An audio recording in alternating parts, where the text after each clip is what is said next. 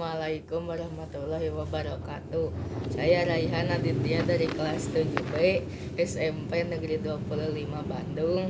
Pada kegiatan literasi baca, saya membaca buku kumpulan cerita rakyat Nusantara yang disusun oleh Yudhistira Iklan Negara, diterbitkan oleh Berlian Publisher. Alasan saya membaca buku ini untuk menambah wawasan dan pengetahuan tentang cerita rakyat yang ada di Nusantara. Cerita asal mula Danau Toba.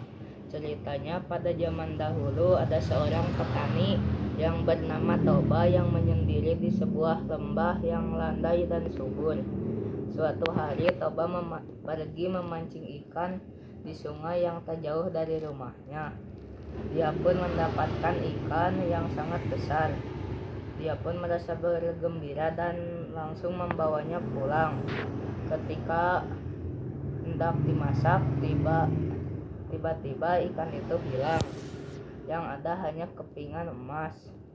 Dan Toba pun sangat terkejut karena di dalam kamarnya seketika ada perempuan cantik dan Toba terpesona. Perempuan itu pun menceritakan tentang dirinya dari jelmaan ikan yang Toba pancing. Setelah beberapa minggu, mereka pun menikah dengan syarat tidak mengungkit asal-usul wanita tersebut. Setahun kemudian, mereka dikaruniai seorang anak laki-laki yang diberi nama Samosir.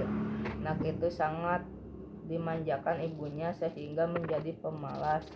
Suatu hari Samosir disuruh ibunya mengantarkan nasi ke ladang untuk ayahnya. Di tengah perjalanan Samosir merasa lapar dan memakan bekal untuk ayahnya. Karena merasa lapar, sesampainya di ladang ayahnya pun marah karena si Samosir terlambat dan hanya menyisakan sedikit nasi. Dia pun dipukul oleh ayahnya dan ayahnya berkata, "Dasar anak kurang ajar, dasar keturunan perempuan ikan." Dan si Samosir pun mengadukannya kepada ibunya. Si ibu pun sedih sekali karena suaminya telah melanggar sumpahnya. Dia pun menyuruh anaknya untuk pergi ke bukit dan memanjat pohon yang paling tinggi. Si ibu pun berlari ke pinggir sungai dan berubah menjadi seekor ikan besar.